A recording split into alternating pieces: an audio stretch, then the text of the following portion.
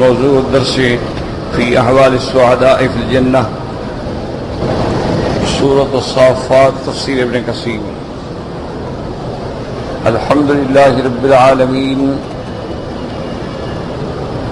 والصلاة والسلام على أشرف الأنبياء وسيد المرسلين سيدنا محمد وعلى آله وأصحابه أجمعين. اللهم صل على سيدنا محمد وعلى آل سيدنا محمد كما صليت على إبراهيم وعلى آل إبراهيم في العالمين إنك حميد مجيد. أعوذ بالله من الشيطان الرجيم. بسم الله الرحمن الرحيم. فأقبل بعضهم على بعض يتساءلون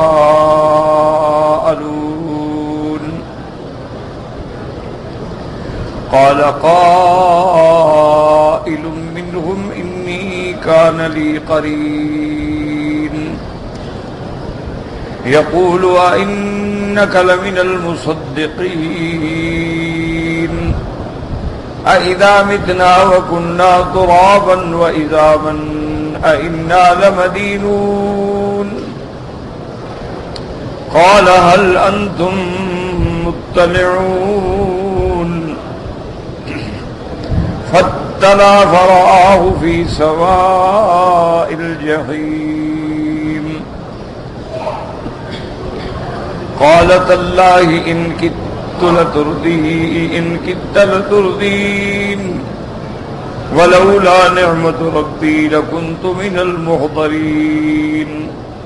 أفما نحن بميتين إلا موتتنا الأولى وما نحن بمعذبين إن هذا لهو الفوز العظيم لمثل هذا فليعمل العاملون. اللہ تبارک و تعالی نے کلام مقدس کی سورت مبارکہ سورت الصافات میں جیسا آپ نے الحمدللہ تلاوت کیا ہے کہ اللہ نے سب سے پہلے مسئلہ الوہیت مسئلہ توحید کا ارشاد فرمایا تھا. اللہ نے صف باندھنے والوں کا صف باندھنا، روک لگانے والوں کا روک لگانا، اللہ کے کتاب کی تلاوت کرنے والوں کا تلاوت کرنا، ان کی قسم کھا کے جو مسئلہ تھا، جو دعویٰ تھا، جو عمود تھا سورت کا، ان الہکم لواحد، کہ تمہارا معبود برحق ایک، اور معبود برحق کی یہ شان ہے کہ رب السماوات والارض وما بینہما ورب المشارق، وہ آسمانوں اور زمینوں کے پیدا کرنے والا اور جو کچھ ان کے درمیان میں ہے، اور وہی مشارق کے پیدا کرنے والا ہے. پھر اللہ نے اپنی کمال قدرت پر دلائل دیے کہ انا زینا السماء الدنیا بزینۃ الکواکب، کہ ہم نے زینت بخشی ہے آسمان دنیا کو ستاروں سے، اور ان کو ذریعہ بنایا ہے حفاظت کا ہر شیطان سرکش سے. لا يسمعون الى الملأ الاعلى، تاکہ وہ نہ سن سکیں ملائے اعلیٰ میں ملائکہ کی باتیں. وَيُقْذَفُونَ مِنْ كُلِّ جانب، اور ان کو ہر طرف سے مار پڑتی ہے. دُحُورًا، ان کو رجم کیا جاتا ہے. وَلَهُمْ عَذَابٌ وَاصِبٌ، اور ان کے لیے عذاب ہوگا دائمی. إِلَّا مَنْ خَطِفَ الْخَطْفَةَ، مگر ان میں سے اگر کوئی چوری سے بات لے کے اچک کے جاتا ہے، فَأَتْبَعَهُ شِهَابٌ ثَاقِبٌ، پھر اس کے پیچھے لگ جاتا ہے شعلہ چمکتا ہوا. فاستفتہم، اللہ نے فرمایا میرے محبوب آپ ان سے پوچھیں جو انکار کرتے ہیں قیامت کا، اہم اشد خلقا ام من خلقنا، کیا یہ ان کا بنانا زیادہ مشکل ہے یا جو چیزیں ہم نے پیدا کی ہیں؟ یہ ہیں کیا؟ انا خلقناہم من طین لازب، ہم نے ان کو پیدا کیا ہے چپکتے ہوئے گارے سے، ایک حقیر چیز سے ہم نے ان کو بنایا ہے. بل عجبتا، اور آپ کو تو دلائل پہ تعجب ہوتا ہے کہ اتنی واضح بات ان کو نظر کیوں نہیں آتی، اتنی روشنی میں ان کو راستہ نظر کیوں نہیں آتا. لیکن وَيَسْخَرُونَ، اور یہ بدبخت مذاق اڑاتے ہیں. وَإِذَا ذُكِّرُوا لَا يَذْكُرُونَ، اور جب ان کو نصیحت کی جاتی ہے نصیحت قبول نہیں کرتے. وَإِذَا رَأَوْا آیَةً، اور جب یہ کوئی معجزہ دیکھتے ہیں يَسْتَسْخِرُونَ، مذاق بناتے ہیں. وَقَالُوا إِنْ هَذَا إِلَّا سِحْرٌ مُبِينٌ، اور بجائے انبیاء پر ایمان لانے کے کہتے ہیں یہ تو کھلا ہوا جادو ہے، یعنی معجزہ ماننے کے بجائے اس کو جادو قرار دیتے ہیں. اور پھر اعتراض کے طور پہ کہتے ہیں کہ اذا متنا وکنا ترابا وعظاما، جب ہم مر گئے، مٹی ہو گئے، ہڈیاں ہو گئے، انا لمبعوثون، کیا ہم دوبارہ اٹھائے جائیں گے؟ اب آباؤنا الاولون، کیا ہمارے پہلے باپ دادا جو مر گئے ان کو بھی دوبارہ اٹھایا جائے گا؟ اللہ تبارک و تعالیٰ نے فرمایا کہ میرے محبوب آپ ان کو جواب دیں، کل نعم، ہاں اٹھائے جاؤ گے. وَأَنْتُمْ دَاخِرُونَ، اور اس حال میں اٹھائے جاؤ گے کہ ذلیل و حقیر ہو کے تم اللہ کی دربار میں آؤ گے. فَإِنَّمَا هِيَ زَجْرَةٌ وَاحِدَةٌ، جس کو تم مشکل سمجھتے ہو وہ تو محض ایک آواز ہے، ایک جھڑک ہے. فَإِذَا هُمْ يَنظُرُونَ، پھر یہ کھڑے ہوں گے، قبروں سے نکل کے دیکھتے ہوں گے، اور پھر یہ اس وقت ندامت کا اظہار کریں گے، افسوس کریں گے، لیکن وقت گزر چکا ہوگا. وَقَالُوا يَا وَيْلَنَا هَذَا يَوْمُ الدِّينِ، کہیں گے ہے یہ ہلاکت ہمارے لیے، یہ ہے جزا کا دن. هَذَا يَوْمُ الْفَصْلِ، کہا جائے گا پھر ان کو، هَذَا يَوْمُ الْفَصْلِ الَّذِي كُنْتُمْ بِهِ تُكَذِّبُونَ، یہی وہ دن ہے جس میں اللہ نے فیصلہ کرنا ہے مومن و کافر کے درمیان میں، حق و باطل کے درمیان میں. اور اللہ تبارک و تعالی نے فرمایا یہ وہی دن ہے کہ جس کا تم تکذیب کرتے تھے اور جھٹلاتے تھے. اللہ حکم دیں گے احشروا الذین ظلموا وازواجہم وما کانوا یعبدون من دون اللہ، اب ان کو اٹھاؤ اور ان کو اکٹھا کر دو، جمع کر دو ان کے ہم شکل. کیا مانا؟ کافر کافر کے ساتھ، یہودی یہودی کے ساتھ، نصرانی نصرانی کے ساتھ، مجوسی مجوسی کے ساتھ. وما کانوا یعبدون من دون اللہ، اور اللہ کے سوا جو انہوں نے خدا بنا رکھے تھے، حاجت روا بنا رکھے تھے، ان کو بھی ان کے ساتھ کھڑا کرو. اور اس کے بعد حکم دیا جائے گا فاہدوہم الی صراط الجحیم، ان کو لے جاؤ جہنم کی طرف. وقفوہم، اور ان کو روکو، انہم مسئولون، ان سے حساب ہوگا، سوال و جواب ہوگا. ما لکم لا تناصرون بل ہم اليوم مستسلمون، اور ان کو ملائکہ کہیں گے کیا ہو گیا ہے تم کو؟ ما لکم لا تناصرون، آج کون کیوں نہیں تمہاری مدد کی جاتی؟ جن کو تم مددگار سمجھتے تھے، جن کو تم اپنا حاجت روا اور شفیع سمجھتے تھے، وہ کہاں ہیں؟ بل ہم اليوم مستسلمون، بلکہ اس دن تو اپنے آپ کو اللہ کے آگے منقاد کر کے پیش کریں گے کہ مولا ہم تو تیری اطاعت کرنے والے ہیں. وَأَقْبَلَ بَعْضُهُمْ عَلَىٰ بَعْضٍ يَتَسَاءَلُونَ، اب اللہ نے فرمایا کہ جب وہ جہنم میں آئیں گے آپس میں پھر ایک دوسرے سے سوال کریں گے اور جھگڑیں گے. قالوا انکم کنتم تأتوننا عن الیمین، جو کمزور ہیں وہ بڑوں سے کہیں گے کہ تم لوگوں نے ہمیں قوت و طاقت سے کفر پہ مجبور کیا، تم لوگوں نے ہمیں اسلام سے روکا. قالوا بل لم تکونوا مؤمنین، بل بڑے جو ہیں وہ ان کو رد کریں گے، وہ کہیں گے بدبختو تم خود ہی ایمان لانے والوں میں نہیں تھے. وما کان لنا علیکم من سلطان، ہمارا تم پہ کیا غلبہ تھا؟ بل کنتم قوما طاغین، تم خود ہی ایک سرکش قوم تھے. فحق علینا قول ربنا، اللہ کا فیصلہ جو ہے وہ حق ثابت ہو گیا. انا لذائقون، ہم نے عذاب چکھنا ہے. فاغویناکم انا کنا غاوین، اگر ہم نے تم کو گمراہ کیا تو ہم بھی تو گمراہ ہیں، ہم بھی تو بھٹکے ہوئے ہیں. فانہم یومئذ فی العذاب مشترکون، اللہ فرماتی ہیں پھر بڑے ہیں اور چھوٹے ہیں، سردار ہیں یا ان کے مزدور ہیں، ان کے بڑے بڑے احبار ہیں یا ان کے اتباع کرنے والے ہیں، ان کے بڑے بڑے گرو پنڈت ہیں یا ان کے ماننے والے ہیں، سب عذاب میں کٹھے ہوں گے. انا کذالک نفعل بالمجرمین، اور اسی طرح ہم ہر مجرم کے ساتھ کرتے ہیں، اس کو سزا دیتے ہیں. ان کا اس سے بڑا جرم کیا ہوگا کہ جب دنیا میں ان کو توحید کے لیے بلایا جاتا تھا، انہم کانوا اذا قیل لهم لا الہ الا اللہ یستکبرون، جب ان کو کہا جاتا کہ توحید کا اقرار کرو، کوئی معبود برحق نہیں مگر اللہ، تو یہ تکبر کرتے تھے. وَيَقُولُونَ أَإِنَّا لَتَارِكُو آلِهَتِنَا لِشَاعِرٍ مَجْنُونٍ، اور کہتے تھے کہ کیا ہم اپنے خداؤں کو چھوڑ دیں، ہم اپنے آلہہ کو چھوڑ دیں ایک شاعر کی بات پہ، بلکہ ایک دیوانے کی بات پہ. یعنی وہ انبیاء کو کبھی شاعر کہتے تھے، کبھی دیوانہ کہتے تھے. بل جاء بالحق، اللہ نے فرمایا بدبختو نہ وہ شاعر ہے نہ دیوانہ ہے، بلکہ وہ حق لے کے آیا ہے، وہ دین لے کے آیا ہے، وہ اسلام لے کے آیا ہے. وصدق المرسلین، اور تمام انبیاء کی تصدیق کرنے والا ہے کہ تمام اللہ کے پیغمبر جو ہیں سچے ہیں۔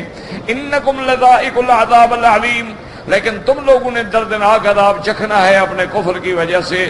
وما تجزون الا ما کنتم تعملون، اور آج جو ہم آپ کو سزائیں دے رہے ہیں جہنم کی، یہ ایسے نہیں دے رہے، یہ تمہارے اعمال کی وجہ سے ہیں، یہ تمہارے عقائد باطلہ کی وجہ سے ہیں، یہ تمہارے کفر کی وجہ سے ہیں، یہ تمہارے شرک کی وجہ سے ہیں اور جرم کی وجہ سے۔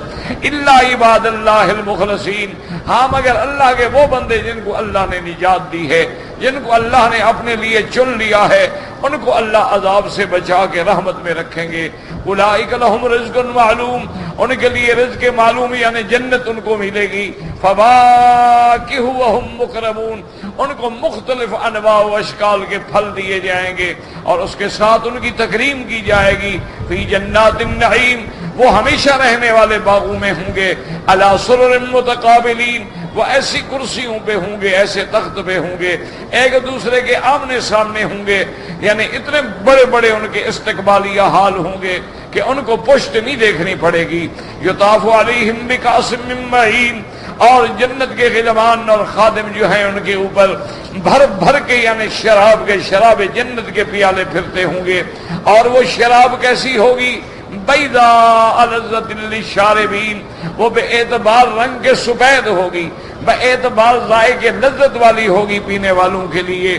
لا فیہا غول، اس جنت کی شراب میں کوئی پیٹ کی بیماری نہیں ہوگی۔ ولا ہم عنہا ینزفون، اور نہ اس سے ان کی عقل ضائع ہوگی۔ اور اللہ نے فرمایا وہ جنت والے جب جنت میں ہوں گے، جب پھل ان پر چل رہے ہوں گے، جب شراب کے جام چل رہے ہوں گے، تو ہم ان کو وہاں کی عورتیں بھی عطا فرمائیں گے۔ وَعِندَهُمْ قَاصِرَاتُ الطَّرْفِ عِین، ان کو ہم ایسی بیویاں دیں گے جن کی نظریں ماں سوائے خامند کے کبھی کسی کے لیے نہیں اٹھیں گی، اور وہ بڑی بڑی خوبصورت آنکھوں والی ہوں گی، اور وہ ایسے محفوظ ہوں گی كَأَنَّهُنَّ بَيْضٌ مَكْنُونٌ، کہ جیسے انڈے کی سفیدی خول میں محفوظ ہوتی ہے کہ اس کو کسی نے ہاتھ نہیں لگایا ہوتا ہے۔ تو مومنین کی جنت میں جو بیویاں ہیں، جو حوریں ہیں، ان کی شان ایسی ہوگی لم یطمثن انس قبلہم ولا جان، کہ ان جنتیوں کے علاوہ، ان کے ان ازواج کے علاوہ ان کو کسی انسان اور کسی جن نے بھی ہاتھ نہیں لگایا ہے۔ اصل خوبی مرد ہو یا عورت ہو، اس کی عفت ہوتی ہے، اس کی عزت ہوتی ہے، اس کی شان ہوتی ہے۔ عورت کا حسن حیا میں ہوتا ہے اور مرد کا حسن جو ہے اللہ کی اطاعت میں ہوتا ہے۔ اسی لیے بی بی عائشہ صدیقہ رضی اللہ تعالی عنہ فرماتی ہیں واللہ ما مسعد رسول اللہ صلی اللہ علیہ وسلم قط امرأۃ اجنبیۃ قط کما قالت عائشہ، کہتی ہے خدا کی قسم ہے میرے مدنی پاک کا ہاتھ مبارک جو ہے کبھی کسی عورت اجنبی کے ہاتھ کے ساتھ ایسے چھو کے بھی نہیں گزرا ہے، یعنی ہاتھ ملانا تو بڑی بات ہے، ایسے چھو کے بھی نہیں گزرا ہے۔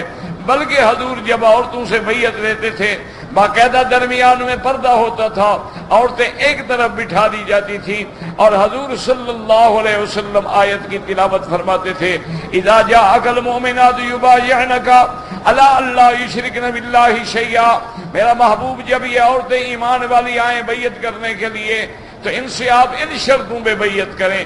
سب سے پہلی شرط کہ اللہ کے ساتھ شرک نہیں کریں گی، ولا یسرقنا، خامد کے مال میں چوری نہیں کریں گی، ولا یزنینا، اور زنا نہیں کریں گی۔ تو حضور یہ آیت مبارک پڑھتے جاتے اور بیویاں کہتی یا رسول اللہ ہم نے قبول کیا اللہ کے حکم کو۔ حضور فرماتے جاؤ ہم نے تمہیں بیعت کر لیا ہے۔ کبھی حضور صلی اللہ علیہ وسلم کسی امرات اجنبیہ کو ہاتھ نہیں لگاتے تھے، نہ کبھی مصافحہ فرماتے تھے، اور نہ کبھی حضور پاک نے نظر ڈالی ہے کسی امرأۃ اجنبیہ پہ آمدن۔ اللہ کے پیغمبر معصوم ہوتے ہیں، اور اللہ نے آپ کو بیویاں بھی ایسی عطا فرمائی تھیں جن کی صفت خود قرآن نے بیان کی ہے، قانتات تائبات عابدات صادقات سائحات سیبات ابکارا، کہ میرے مدنی کی جو بیویاں ان کی تو صفت ہی ایسی ہے کہ عبادت کرنے والی ہیں، روزہ رکھنے والی ہیں، اللہ کے راستے میں فرما برداری کرنے والی ہیں، رات دن عبادت میں زندگی گزارنے والی ہیں، اللہ نے آپ کو بیویاں جو ہے کنواری بھی عطا فرمائی ہیں اور آپ کو سیب بھی عطا فرمائی ہیں۔ علماء نے فرمایا یہ صفتیں ہیں مومنہ عورتوں کی کہ مومنہ عورت کی شان یہ ہوتی ہے کہ اللہ نے اس کو مقام دیا ہے، یا وہ ماں ہے یا بہن ہے یا بیٹی ہے یا بیوی ہے، اس کے علاوہ پانچواں رشتہ اسلام میں کوئی نہیں ہے۔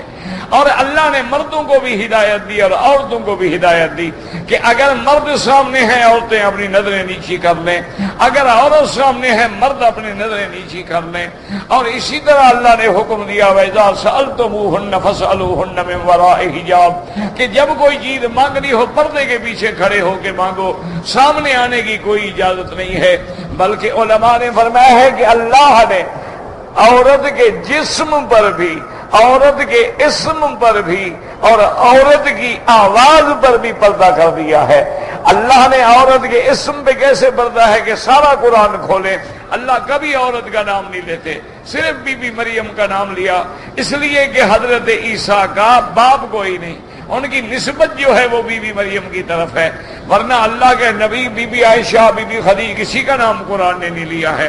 اور جہاں جہاں نام لیا ہے امرأۃ نوح، امرأۃ لوط، امرأۃ عمران، امرأۃ فرعون، یا فرمایا یا ایھا النبی قل لازواجک ان کنتن تردن الحیاۃ الدنیا، یا فرمایا یا نساء النبی لستن کاحد من النساء۔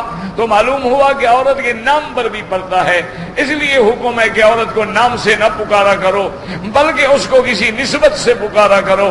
اگر اس کی اولاد ہے تو کہو یا ام فلان، فلاں کی ماں، اگر اولاد نہیں ہے تو فلاں کی بیٹی۔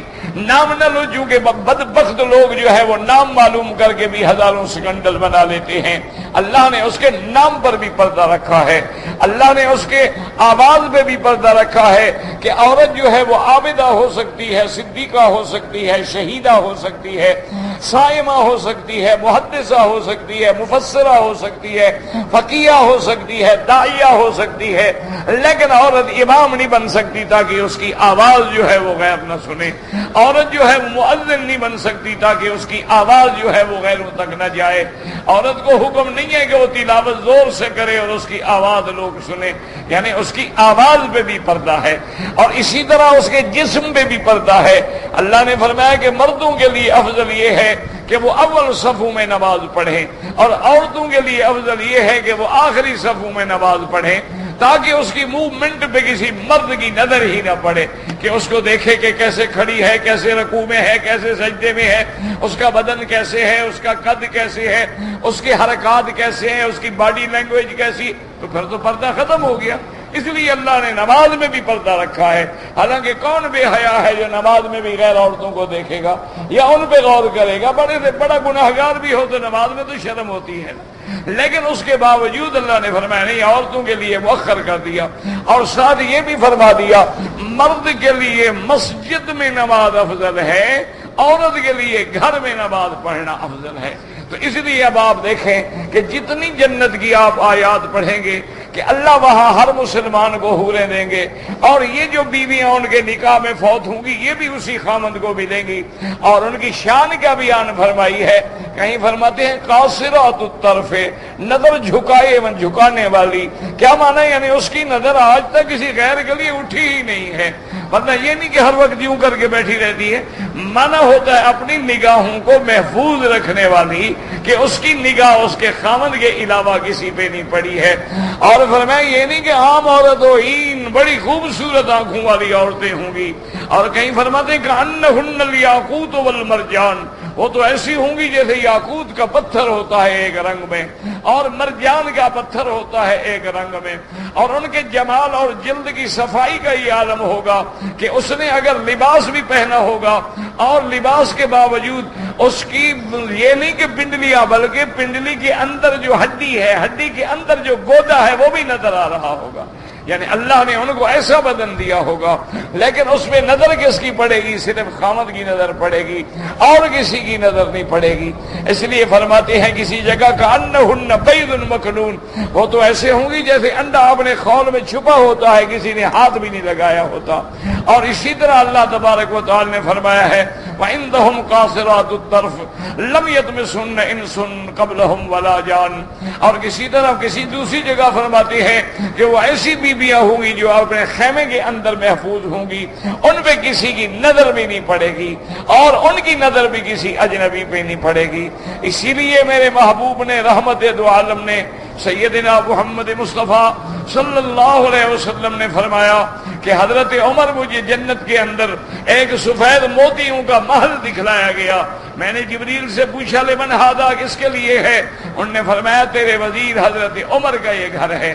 فرمایا میرا دل چاہا کہ میں تیرے گھر میں اندر جا کے بھی دیکھوں، لیکن میں نے دیکھا کہ اس کی سیڑھیوں پہ کوئی عورت بیٹھی وضو کر رہی ہے، تو مجھے تیری غیرت کا خیال آیا کہ شاید عمر گوارا نہ کرے کہ میں اس کے گھر میں جاؤں۔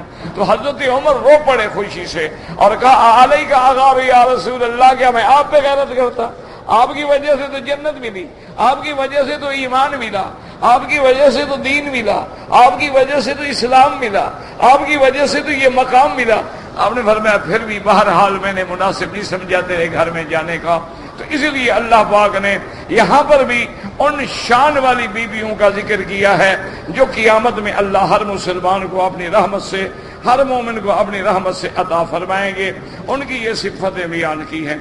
اور آج کے سبق میں جو ہم نے پڑھا ہے، فرمایا فَأَقْبَلَ بَعْضُهُمْ عَلَىٰ بَعْضٍ فَأَقْبَلَ بَعْضُهُمْ عَلَىٰ بَعْضٍ يَتَسَاءَلُونَ۔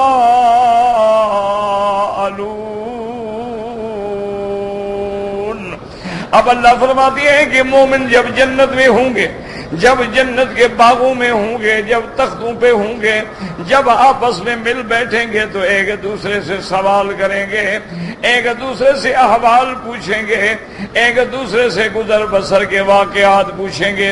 قال قائل منهم انی کان لی قرین۔ ان جنتیوں میں ایک آدمی کہے گا میرے دوستو، میرا ایک دوست تھا دنیا میں، میرا ایک دوست تھا دنیا میں، اور وہ مجھے ہمیشہ منع کرتا تھا، اسلام لانے سے روکتا تھا، یعنی کافر تھا۔ یقول اِنَّكَ لَمِنَ الْمُصَدِّقِينَ، اور وہ مجھے طنز کر کے کہتا تھا کیا تو بھی ان لوگوں میں ہے جو یہ بات مانتے ہیں اَإِذَا مِتْنَا وَكُنَّا تُرَابًا وَإِذَامًا أَإِنَّا لَمَدِينُونَ، کہ جب ہم مر جائیں گے، مٹی ہو جائیں گے، ہڈیاں ہو جائیں گے، کیا ہم دوبارہ اٹھائے جائیں گے تاکہ ہمیں جزا ملے؟ تم بھی یہ بات مانتے ہو؟ میں نے کہا میں تو مانتا ہوں، لیکن وہ مجھے ہمیشہ روکتا تھا۔ بعض علماء نے، سیوطی رحمت اللہ علیہ نے بھی ایک واقعہ لکھا ہے، انہوں نے کہا کہ دو دوست تھے،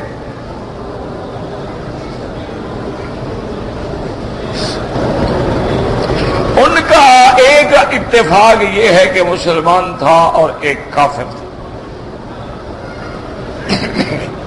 اور بعض مورخین نے کتابوں میں لکھا ہے کہ وہ دونوں بھائی تھے۔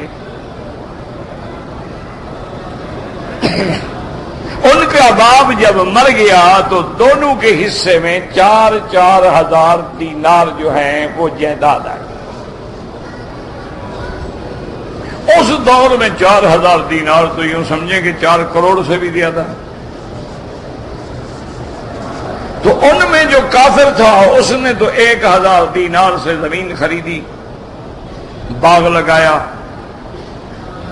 اور دوسرا جو مسلمان تھا اس نے کہا میرا اللہ، میرے بھائی نے تو دنیا میں 1,000 دینار خرچ کر کے زمین خریدی ہے، باغ لگایا ہے، میں جنت میں باغ لگانا چاہتا ہوں۔ اس نے 1,000 خیرات کر دی۔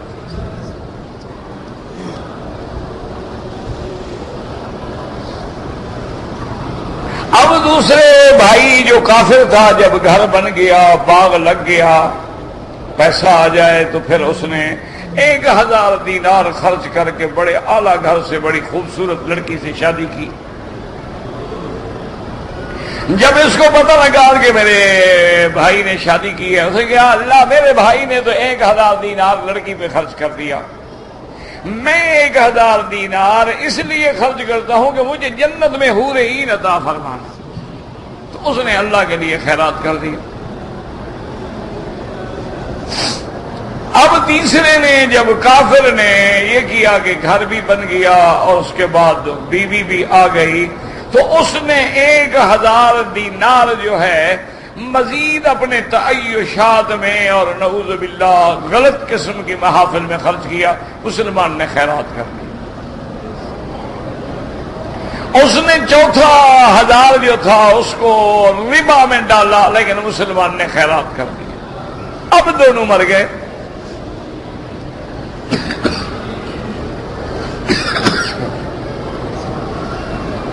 تو مومن جب جنت میں آیا اور دوستیوں سے ملا، کہنے لگا یار وہ میرا بھائی تھا جو مجھے بھی ہمیشہ گمراہ کرتا تھا، اور اس نے 1000 دینار جو تھے ایسے خرچ کر دیے تھے، میں نے تو اللہ کے لیے خرچ کیا، اللہ نے مجھے تو بدلہ دے دیا، میں تو جنت میں آ گیا، مجھے تو حوریں بھی مل گئیں، جنت بھی مل گئی، جنت کے باغ بھی مل گئے، لیکن اس کا تو ہم پتہ کریں گے میرا وہ بھائی اور دوست کہاں ہے۔ اور بعد میں کہا کہ بھائی نہیں وہ دوست ہے۔ قال قائل منهم انی کان لی قرین، قرین مانا ساتھی، دوست، مل کے رہنے والا۔ یقول اِنَّكَ لَمِنَ الْمُصَدِّقِينَ، اور وہ ہمیشہ مجھے کہتا تھا کہ اچھا تم بھی یہ بات مانتے ہو کہ مرنے کے بعد ہم اٹھیں گے؟ عجیب بات ہے یار، تمہارا کیا چھوڑو، یہ کون مرنے کے بعد اٹھے گا؟ اِذَا مِتْنَا وَكُنَّا تُرَابًا وَإِذَامًا أَإِنَّا لَمَدِينُونَ، کیا جب ہم مر جائیں گے، مٹی ہو جائیں گے، ہڈیاں ہو جائیں گے، پھر ہم دوبارہ اٹھیں گے سزا کے لیے؟ کیسے ہو سکتا ہے؟ اب ان کو اللہ کے حکم سے فرشتے کہیں گے قال هل انتم مطلعون، اللہ حکم دیں گے، فرشتے کہیں گے ایمان والوں کیا تم اپنے اس دوست کو دیکھنا چاہتے ہو جو تمہیں دنیا میں کفر پر لگاتا تھا، اسلام سے روکتا تھا؟ کہیں گے ہاں دیکھنا تو چاہتے ہیں۔ اللہ حکم دیں گے کہ چلو جھانک کے دیکھو جہنم کی طرف، فاطلع فرآہ فی سواء الجحیم، اب جب وہ مومن جھانک کے دیکھے گا اس کو تو کیا پائے گا کہ جہنم کے درمیان میں کھڑا ہے۔ اب مومن کہے گا قال تاللہ ان کدت لتردین، کہا مجھے اللہ کی قسم ہے، ہائے کاش تم تو ایسے تھے کہ مجھے بھی ہلاکت میں لے ڈالتے، تم تو مجھے بھی برباد کرتے، اور آج جہاں تم کھڑے ہو میں بھی وہاں ہوتا۔ وَلَوْلَا نِعْمَةُ رَبِّي لَكُنْتُ مِنَ الْمُحْضَرِينَ، اگر اللہ کی نعمت نہ ہوتی، احسان نہ ہوتا، اللہ کا فضل نہ ہوتا تو آج میں بھی عذاب کے اندر حاضر ہوتا۔ اب خوشی میں کہیں گے جنت مل گئی، نعمت مل، افما نحن بمیتین الا موتتنا الاولی وما نحن بمعذبین۔ اب یہ جنت والے خوشی سے کہ اچھا اب ہم نہیں مریں گے، بس وہ جو مرنا تھا مر گئے، وہ ایک ہی دفعہ جو موت آنی تھی آ گئی، اب پھر موت نہیں آئی، وہ عجیب ہو گیا، بھئی مزے آ گئے، اب تو پھر ہم ہمیشہ زندہ رہیں گے۔ وَمَا نَحْنُ بِمُعَذَّبِينَ، اور جنت میں آنے کے بعد اب ہمیں دوبارہ عذاب نہیں ہوگا۔ ایسا تو نہیں کہ کچھ عرصے کے بعد پھر ہم پکڑ جائیں، یا کچھ عرصے کے بعد پھر ہم مر جائیں دوبارہ نکال دیے جائیں، یعنی یہ وہ حیران ہو کے خوشی سے کہیں گے۔ ورنہ یہ قاعدہ ہے کہ مرنے کے بعد جب اللہ اٹھائیں گے، یاد رکھو جنت والے جنت میں، جہنم والے جہنم میں پھر موت نہیں آئے گی اس کے بعد، بلکہ موت کو ایک میڈے کی شکل میں لایا جائے گا، اور جنت و جہنم والوں کے سامنے اللہ حکم دیں گے کہ اس کو ذبح کر دو، یعنی سمجھایا جائے گا کہ دیکھ لو اب موت کو بھی موت آ گئی ہے، پھر وہ واپس نہیں آئے گی۔ اس لیے اللہ فرمائے گی یا اہل الجنت انتم خلود، اے جنت والو تم ہمیشہ جنت میں رہو گے، اور کافروں سے کہا جائے گا تم ہمیشہ جہنم میں رہو گے، اب موت نہیں آئے گی کسی طرح۔ اب یہ زندگی جو ہے ہمیشہ والی زندگی ہے، بقا والی زندگی ہے، چاہے وہ مومن کی ہو یا چاہے، تو وہ خوش ہو کہ اچھا ہم پھر نہیں مریں گے، بس وہی موت جو تھی، یہ آدمی خوش ہو کے کہتا ہے نا۔ جیسا کہ ایک حدیث میں آتا ہے کہ ایک بندہ جنگل میں صحرا میں سفر کر رہا تھا، اس نے اپنے اونٹ کو باندھا کسی درخت کی کسی ٹہنی سے اور سو گیا۔ جب آنکھ کھلی تو اونٹ غائب۔ اب اس بیچارے کا پانی، مشکیزہ، کھانا پینا سب اس اونٹ پہ تھا۔ جب اونٹ غائب ہو گیا اب صحرا میں کیا کرے؟ اس بیچارے نے ادھر ادھر پاؤں دیکھا اونٹ کا، کوشش کی، اس نے کہا کب تک میں بھٹکوں گا؟ صاف بات ہے کہ صحرا میں بندہ بھٹک گیا تو بس گیا۔ صحرا تو بڑی بلا ہے نا، بندہ بھول گیا بس بھول گیا۔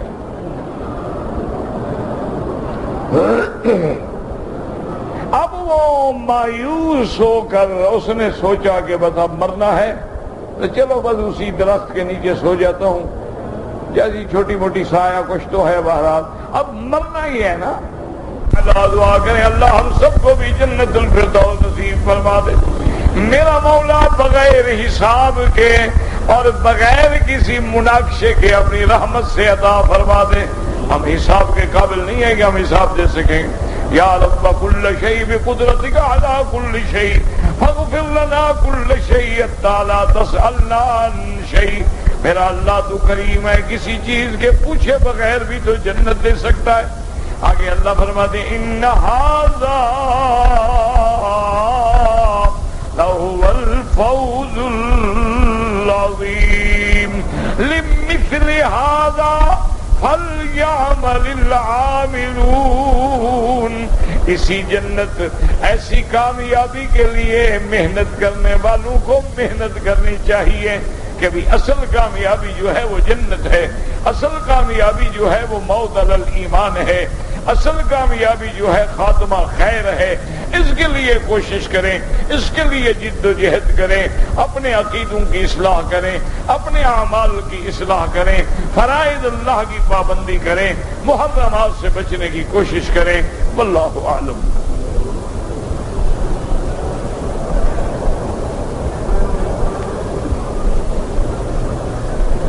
کہتا ہے میں نے آپ کے لیے ماشاءاللہ 2 رکعت پڑھ کے دعا کہ اللہ آپ کو جزائے خیر دے، انشاءاللہ اللہ شفا دیں گے، بالکل آپ کی دعائیں ضرور لگیں گی۔ بھائی رفع یدین جو کرتے ہیں وہ بھی حدیث میں ثابت ہے، ان کی نمازیں بھی صحیح ہیں، اور جو نہیں کرتے ہیں ان کی نمازیں بھی صحیح ہیں، ان کے پاس بھی حدیث ہے، کوئی جھگڑے کا مسئلہ نہیں۔ یاد رکھو اصول دین میں کبھی اختلاف نہیں ہوتا۔ ایک بات ہمیشہ یاد، حضرت نوح علیہ السلام سے لے کر میرے مدنی محمد مصطفیٰ تک جو اصول ہے اس میں کبھی اختلاف، لیکن فروع میں ہمیشہ اختلاف آیا، انبیاء کی شریعتوں میں بھی اختلاف آیا۔ بعض انبیاء کے نزدیک 3 نمازیں ہیں، بعض انبیاء کے نزدیک 5 نمازیں ہیں، بعض کے نزدیک 10 روزے ہیں، بعض کے نزدیک 20 روزے ہیں۔ اچھا، بعض کے نزدیک کپڑا پاک ہی نہیں ہوتا تھا جب تک کینچی سے کاٹ نہ دو، غنیمت کا مال حلال ہی نہیں ہوتا تھا، خیرات کر کے اوپر ٹیلے پہ رکھ دو، آگ کھا جائے تو قبول ہے، نہ کھائے تو مردود ہے۔ تو شریعت کے فروع میں ہمیشہ اختلاف رہا ہے، ہر پیغمبر کی شریعت کے فروع اصول میں کبھی اختلاف نہیں رہا ہے۔ تو جب انبیاء کے فروع میں بھی اختلاف ہے اور علماء انبیاء کے بارے سے ان کے فروع میں بھی اختلاف ہوگا۔ یہ کوئی ایسا مسئلہ نہیں ہے کہ آدمی سر پھٹول کرے اور رات دن انہی مسائل پہ زور لگا کے حضور کی امت کو افتراق کا شکار کر دے۔ اب ضرورت ہے اس وقت کہ امت کو وحدت کا سبق دیا جائے، اجتماعیت کا سبق دیا جائے، تضامن اسلامی کا سبق دیا جائے۔ اب تمہارا مقابلہ کفر سے ہے، اب تمہارا مقابلہ طاغوت سے ہے۔ اگر آپ ان چھوٹی چھوٹی باتوں میں الجھ گئے تو فائدہ تو دشمن کو ہوگا۔ سب کی نمازیں ٹھیک ہیں، اللہ قبول فرمائے۔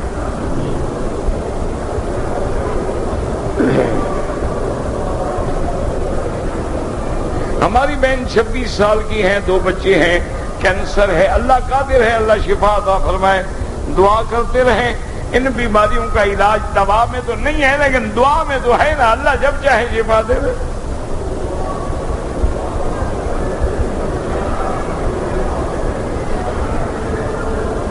ہمارے بعض ساتھی جو ہیں وہ انڈیا کی جیل میں ہیں بلا گناہ، اللہ ان کی مدد فرمائے۔ اور ہر وہ مسلمان جس ملک میں ہے، جس ملک کی جیل میں ہے، بے گناہ ہے، اللہ اس پہ رحم فرمائے۔ اللہ اس کو قید سے رہائی عطا فرمائے، اللہ اس کی مشکلات حل فرمائے، ان کی نصرت فرمائے اور مدد فرمائے۔ بہرحال ہاتھ باندھنا جو ہے حدیث میں سینے پہ بھی ہے، ناف پہ بھی ہے، ناف سے نیچے بھی ہے، یہ سب حدیثیں موجود ہیں۔ جو نہیں مانتے ہیں تم نے کوئی ٹھیکہ لے رکھا ہے منوانے کا؟ نہ مانے، تم نے اپنا اطمینان کرنا ہے۔ کوئی حدیث کی کتاب اٹھا کے کتاب الصلاۃ پڑھ لو، تمہیں اپنا اطمینان چاہیے تو آپ کتابیں موجود ہیں، احادیث مبارک کی سنن ہیں، مصنفات ہیں، سیاح ہیں، اس میں کتاب الصلاۃ کا باب پڑھتے جاؤ پڑھتے جاؤ پڑھتے جاؤ، پتہ لگ جائے گا کہ یہ حدیث ہے کہ نہیں۔ بس باقی کوئی مانے نہ مانے، اللہ ہدایت دے۔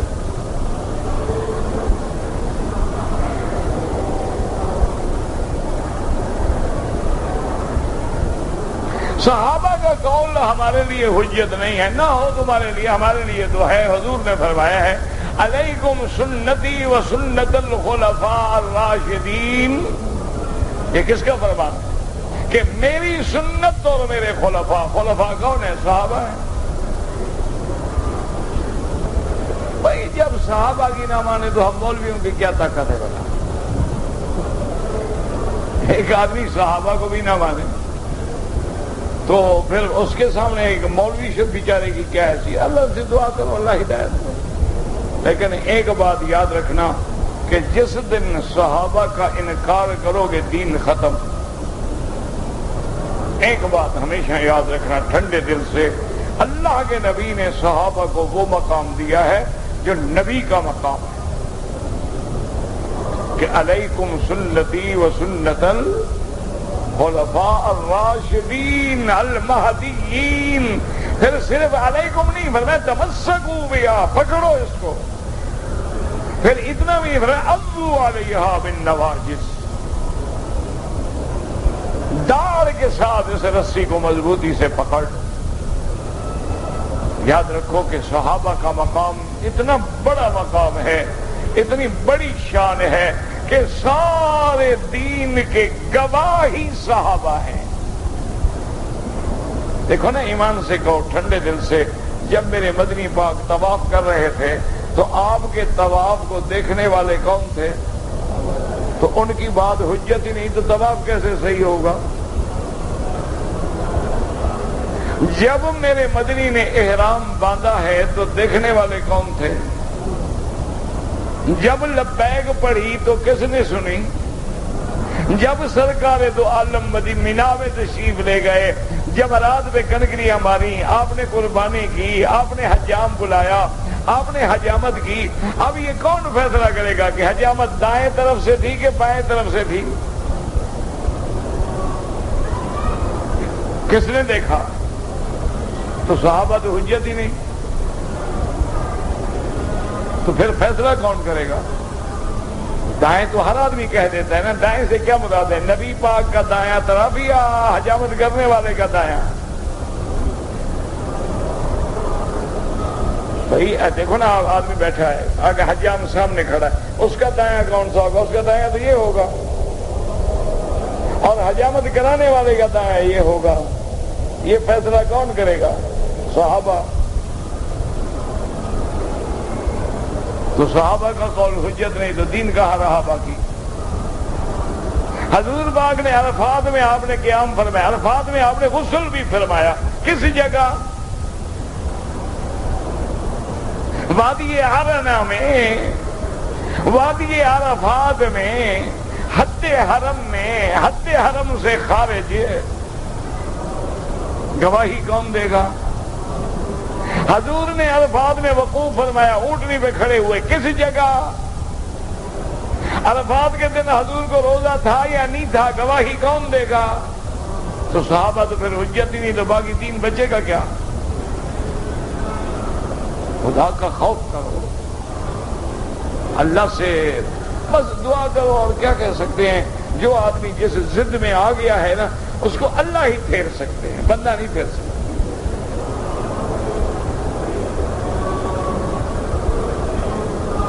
انسانوں کا حساب کتاب تو زمین پہ ہوگا، پھر زمین پر حساب کتاب کے بعد آسمانوں پہ کیسے جائیں گے؟ تم نے جانا ہے، اللہ لے جائے گا، تم نے جانا ہے۔ جو مرنے سے اٹھا کے قبر سے زمین پہ کھڑا کر دے گا وہ جنت میں بھی پہنچا دے گا۔ یہ تم سیڑھیاں بنا لیتے ہو، تم صاروخ بنا لیتے ہو، تم جناب ایسی ایسی گاڑیاں بنا لیتے ہو جو چاند پہ پہنچ جاتی ہیں، اللہ کے لیے مشکل ہے۔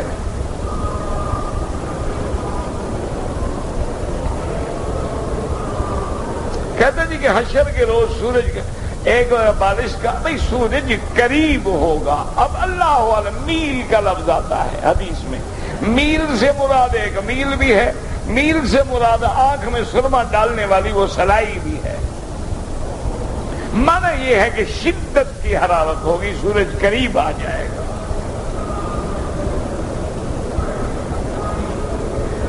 ہم جہاں کمپنی میں کام کرتے ہیں وہاں کچھ ہندو ہیں وہ بھی کام کرتے ہیں، وہ ہمارے ساتھ کھانا کھا سکتے ہیں؟ بالکل کھا سکتے ہیں، کیوں نہیں کھا سکتے؟ یہ کہاں لکھا ہے کہ کافروں اس پر کے کھانا کھلائیں؟ ان کو کھلایا کرو، ان کو دین اسلام کا اخلاق سکھاؤ، ان کو وسعت اخلاق سکھاؤ۔ یہ نہ ہو کہ وہ کافر ہو کے نماز نہیں پڑھتا تو مسلمان ہو کے نماز نہ پڑھو، کہہ گئے تو برادری ہے ہماری، فرق کیا ہے بھائی؟ تم بھی داڑھی مڈاتے ہو، وہ بھی داڑھی مڈاتا ہے، فرق کیا ہے؟ تم بھی سگریٹ پیتے ہو، وہ ایک پیتا ہے، تم تین پیتے ہو، تو وہ جتنا عرصہ تمہاری صحبت میں رہے گا کہے گا یار سنتے تھے مسلمان، یہ تو ہم سے بھی گئے گزرے ہیں۔ تم ان کو اسلام کا نمونہ پیش کرو، کھانے میں کیا فرق پڑتا ہے؟ بالکل کھانا کھا سکتے ہیں۔ ترجمے والا قرآن، اگر اس میں قرآن لکھا ہوا متن نہ ہو تو ہاتھ لگا سکتے ہیں، اگر اس میں قرآن کے الفاظ لکھے ہوئے ہیں پھر بغیر وضو نہ چھویا کریں۔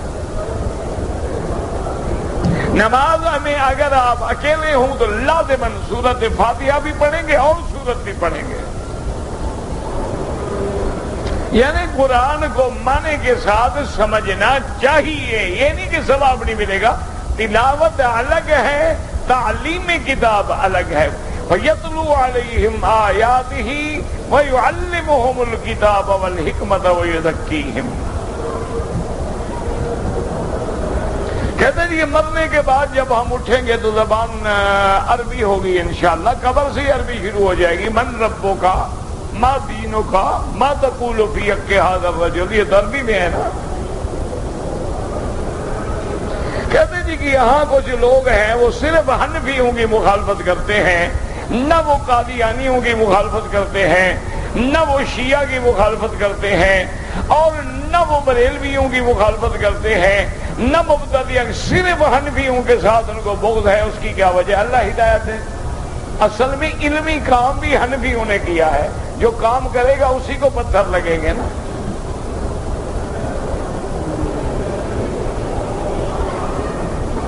اور دوسرے حضرات کے پلے میں تو ہے کچھ نہیں نا، ان کے پاس کیا 11ویں شریف، 12ویں شریف، 27ویں شریف، میلاد شریف، عرس شریف، کل شریف، جمعرات شریف، کیا مخالفت کریں بیچارے؟ کوئی مسئلہ ہو، کوئی کتاب ہو، کوئی علم ہو تو علمی کام جو کرے گا اس پہ بحث ہوگی۔ لیکن اب امام بخاری کا مقام ہے، ان نے بخاری شریف جمع کی تو لوگوں نے دشمنی بھی کی، حتیٰ کہ کسی نے اپنے گھر میں نہیں رہنے دیا، آپ ہجرت کر کے سفر میں فوت ہوئے۔ یعنی امام بخاری جیسا آدمی رحمت اللہ علیہ امیر المومنین فی الحدیث، یعنی اندازہ کریں اتنا تنگ آ گئے تھے کہ اللہ سے دعا کی کہ اللہ ذاقت علی اللہ بما رحبت، اتنی بڑی زمین میرے اوپر تنگ ہو گئی ہے، مجھے موت دے۔ حالانکہ موت مانگنا منع ہے، لیکن معنی یہ ہے کہ امام اتنا مضطر ہو گئے تھے، اتنا مجبور ہو گئے تھے کہ اللہ سے دعا کی اور خرطنک میں فوت ہوئے، اپنے علاقے میں فوت ہی نہیں ہو سکے۔ یہ تو میرا بھائی جو کام کرے گا پتھر تو اسی کو لگیں گے نا۔ شیخ الاسلام ابن تیمیہ نے قید کاٹی نا، امام ابو حنیفہ نے قید کاٹی، امام احمد ابن حنبل نے کوڑے کھائے۔ اس لیے لازمی بات ہے، یہ تو ہونا چاہیے، کوئی مسئلہ نہیں ہے، خوشی کی بات ہے۔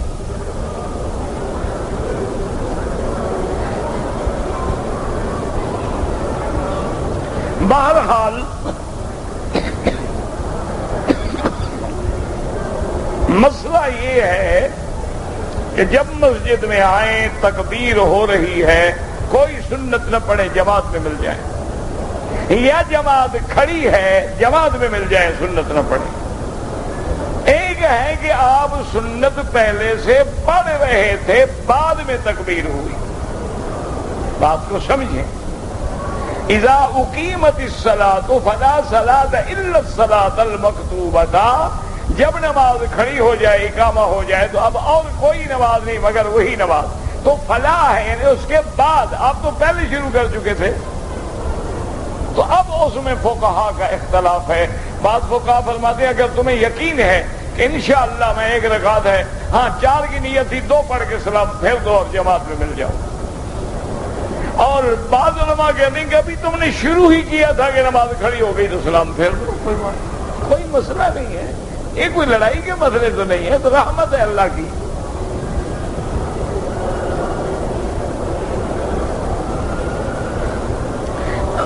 کہتا جی کہ اگر ایک کافر ہے مشرک ہے ہمارے پیسے کھا گیا تو قیامت میں اس سے ہمیں حق دلایا جائے گا؟ بالکل دلایا جائے گا۔ کیسے کہ آپ کے گناہ اس پہ رکھ دیں گے۔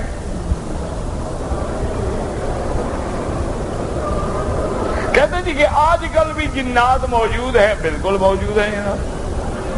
یہ کیسے جن ایک مخلوق ہے اللہ کی؟ بالکل موجود ہے، وہ تو انسانوں سے کروڑوں درجے زیادہ ہیں، اور باقی وہ انسانوں کی شکل میں بھی ہوتے ہیں، مختلف شکلوں میں ہوتے ہیں۔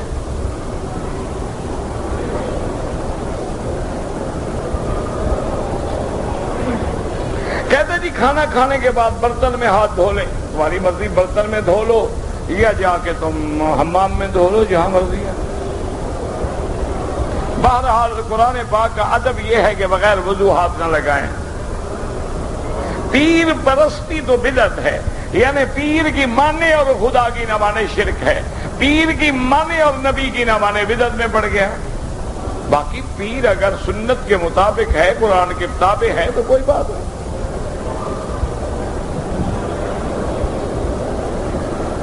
میرا جیسا گناہگار قیامت کے دن پیر پرستی چھوڑنے کی وجہ سے پکڑا گیا، پیر پرستی کا حکم کہاں ہے؟ پہلے یہ تو دکھاؤ نا کہ تم نے وہ حکم توڑ دیا، کہاں حکم ہے کہ پیر پکڑو؟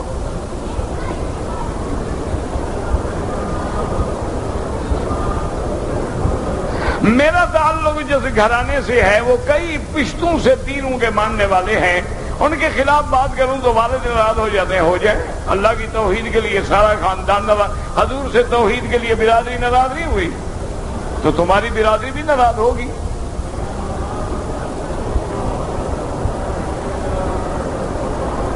اللہ کے نبی کا سینہ مبارک 2 دفعہ چاک ہوا ہے، ایک دفعہ بچپن میں، ایک دفعہ بعد میں آیا حرم میں۔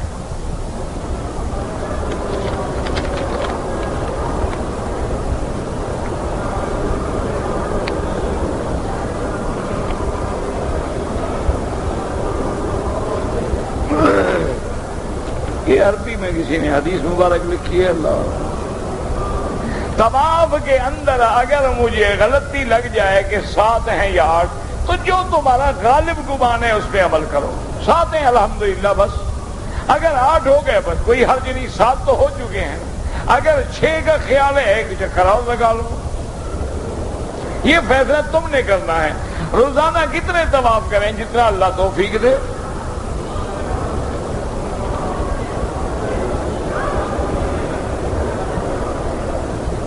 چاند کے اوپر کہتے ہیں مٹی ہے، اللہ کو میں تو گیا نہیں، جب جاؤں گا تو تمہیں خبر دوں گا انشاءاللہ۔ فی الحال میں نہیں گیا۔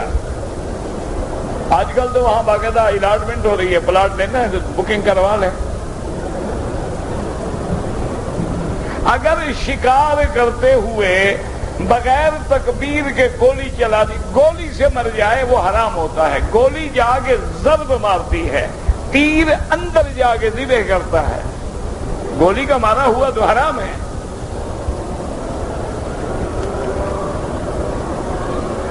کتب کیا ہے اللہ عالم۔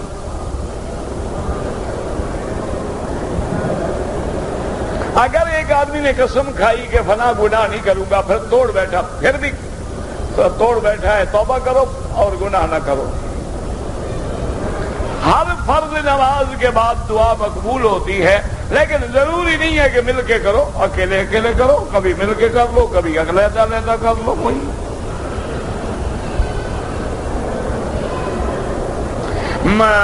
موبائل ٹیلی فون میں گھنٹی کی جگہ اگر ہم قرآن لگا دیں وہ بھی غلط ہے. ایک تو ہم نے قرآن کی قیمت رکھی گھنٹی، اور دوسرا یہ ہے کہ لیٹرین میں بیٹھے ہوں اور ٹیلی فون آ جائے، پھر وہ تو اور زیادہ گناہ ہے.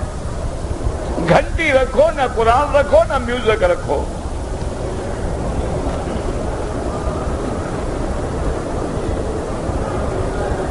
بہرحال زمزم بھی کھڑے ہو کے پینے کا کوئی حکم نہیں، زمزم بھی بیٹھ کے پیو، جو پانی ہے بیٹھ کے پیو. صرف اتنا مسئلہ ہے کہ زمزم کھڑا ہو کے پی لے تو گناہ نہیں ہوگا. یہ نہیں کہ زمزم آئے تو کھڑے ہو جاؤ، یہ تو جاہلوں نے بنایا ہوا ہے. اگر کیڑا کوئی مر جائے نکال کے باہر پھینکے تو مر جائے تو مر جائے گا. زمزم کے جالون جو بھر بھر کے بیچتے ہیں، آخر نوکر تو نہیں ہے تمہارے، جالون خریدتے ہیں، محنت کرتے ہیں، اپنی محنت کا بدلہ لیتے ہیں. تم خود جا کے محنت کر کے بھر لو، نہ خریدو. وہ پانی نہیں بیچتے، وہ محنت بیچتے ہیں.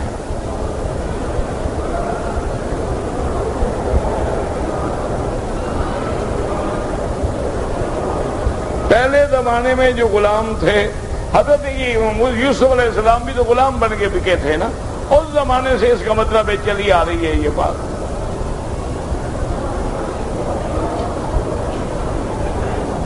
امام مہدی کے بارے میں حضور پاک نے ارشاد فرمایا ہے، اور جو بات میرے مدنی پاک فرمائے ہمارا ایمان ہے کہ وہ اللہ کی وحی ہوتی ہے.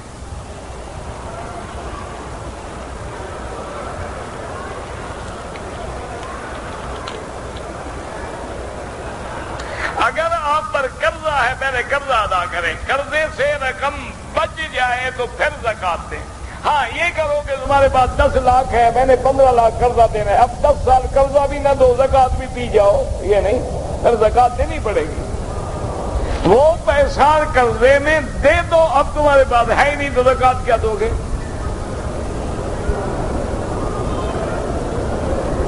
احرام پہ اگر بیلٹ باندھ لیں کہ احرام نہ گر جائے، بالکل جائز ہے. اگر ایک عورت نے پاکستان سے نیت کی ایام حیض میں، وہ اپنے ہوٹل میں رہے، جب پاک ہو جائے غسل کر کے عمرہ کرے، کہیں جانے کی ضرورت نہیں، نیت تو کر کے آ چکی ہے. وہ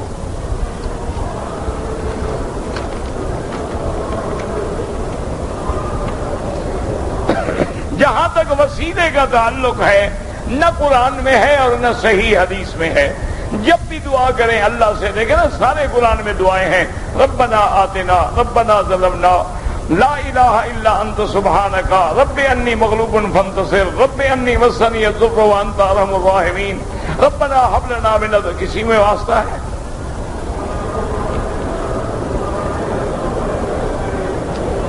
موسیٰ علیہ السلام نے قحط کے موقع پر حضور کے وسیلے سے دعا مانگی، بالکل جھوٹ ہے. موسیٰ خود نبی ہے، اولو العزم من الرسل ہے، اور وہ دعا مانگتے تو پھر ابا آدم کے واسطے سے کیوں نہیں مانگی، حضرت نوح کے واسطے سے کیوں نہیں مانگی؟ کوئی روایت نہیں، یہ لوگوں نے گھڑی ہوئی روایتیں ہیں.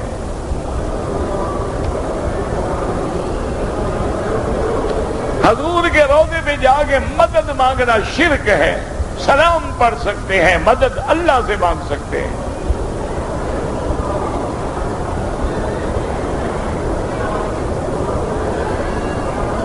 بہرحال حضور پر اعمال پیش کرنے کی روایت تو آتی ہے، حضور پر امت کو پیش کرنے کی کوئی روایت نہیں آتی. اگر ایک آدمی نے عمرے پہ آیا حج کر لیا، انشاءاللہ حج تو قبول ہے، باقی قانون نہ توڑا کرو اسلامی حکومت کا. حجر کے بعد اگر طواف کریں، حنفی ہے تو سورج نکلنے کے بعد پڑھے، باقی مسلک کے نزدیک محرم میں ہر وقت جائز ہے. میں نے سود سے توبہ کر لی ہے، سود کی رقم غریبوں میں تقسیم کر دیتا ہوں، جو لے کے کر دیا آئندہ لو بھی نہ نا. یہ نہیں کہ سود تو لے رہے ہو، توبہ کیسے کر رہی ہے؟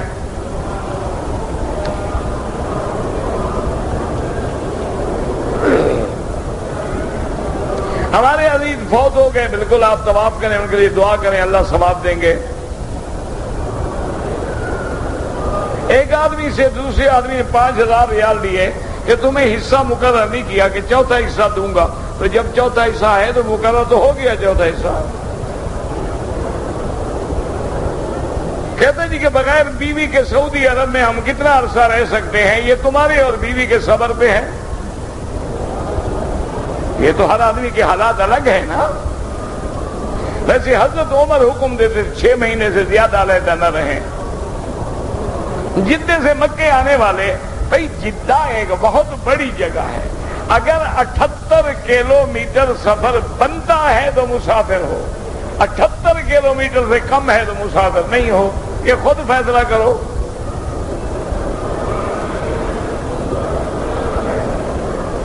جب امام نماز میں ہے، ہم نماز میں ملتے بس اللہ اکبر اتنا کافی ہے۔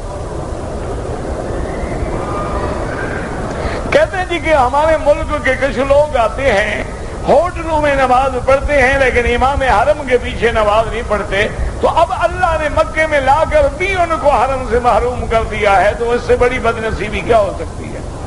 اس کا کیا ہے؟ معلوم ہوتا ہے کہ اندر کوئی شرک کے جراثیم ہیں، کیونکہ اللہ مشرک کو نہیں آنے دیتے۔ دعا کرو اللہ ان کو ہدایت دے۔ کوئی دشمن تو نہیں ہے، ہمارے بھائی ہیں نا، بیچارے بھٹکے ہوئے ہیں۔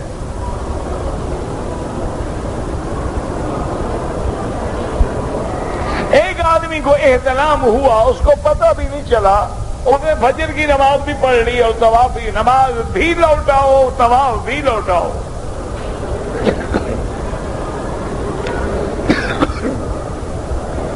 لوگ کہتے ہیں کہ مکہ مکرمہ کے لوگ سخت ہوتے ہیں، ایک تجربہ ہے، کوئی مسئلہ تھوڑا ہے، یہ تجربے ہوتے ہیں، تم ان کو مسئلے بنا لیتے ہو دین کے۔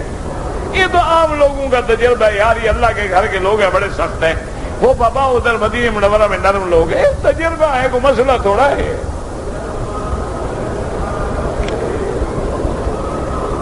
اگر فجر کی نماز سے پہلے 2 سنتیں نہیں پڑھی تو سلام پھیر کے فوراً بھی پڑھ سکتے ہو، سورج نکلنے کے بعد بھی پڑھ سکتے ہو۔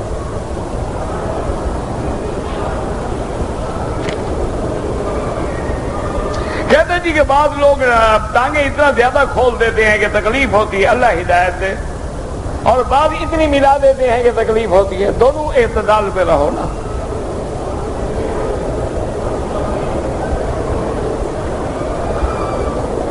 کہتے ہیں جی کہ تبلیغی جماعت کو چھپ چھپ کر لوگوں کو دعوت دیتے ہیں، چھپ چھپ کے بھی دی جاتی ہے۔ اعلنت لہم واسررت لہم اسرارا، حضرت نوح نے نہیں فرمایا اللہ میں نے تو تیری دعوت کھل کے بھی دی ہے چھپ کے بھی دی ہے، نہیں مانتے۔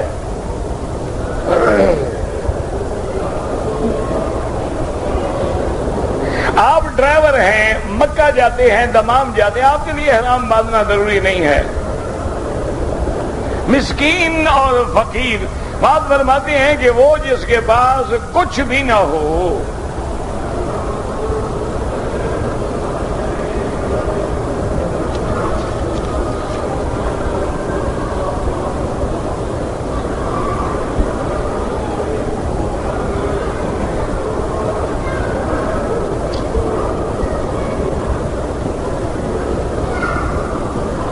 کہتے ہیں کسی کے بھائی یہ آپ کا ذاتی مسئلہ ہے، اس میں میں کیا کر سکتا؟ اگر آپ کے بھائی نے مکے میں رہتے ہوئے شادی کر لی ہے تو کیا جرم کیا ہے؟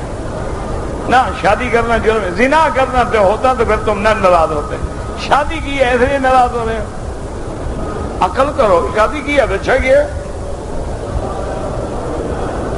خودکشی والے کا جنازہ ہوگا، کافر تو نہیں ہے، گناہگار ہے۔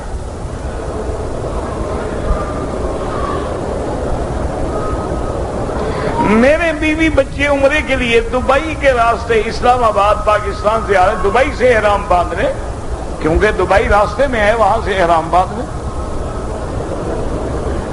عورت اور مرد کی نماز میں فرق ہے، اگر آپ کے نزدیک عورت اور مرد میں فرق ہے تو دونوں میں فرق ہے، اگر دونوں میں فرق نہیں ہے تو پھر فرق نہیں ہے۔ کیا خیال ہے آپ؟ مرد امام بن سکتا ہے، عورت فرق ہوا کہ نہیں؟ مرد کے لیے اول صف ہے، عورت کے لیے فرق ہے کہ نہیں؟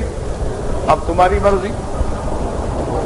اللهم صل على سيدنا محمد وعلى آل سيدنا محمد وبارك وسلم. يا حي يا قيوم يا ذا الجلال والإكرام. يا حي يا قيوم برحمتك نستغيث. اللهم اصلحنا واصلح بنا واصلح أولادنا وأولاد المسلمين.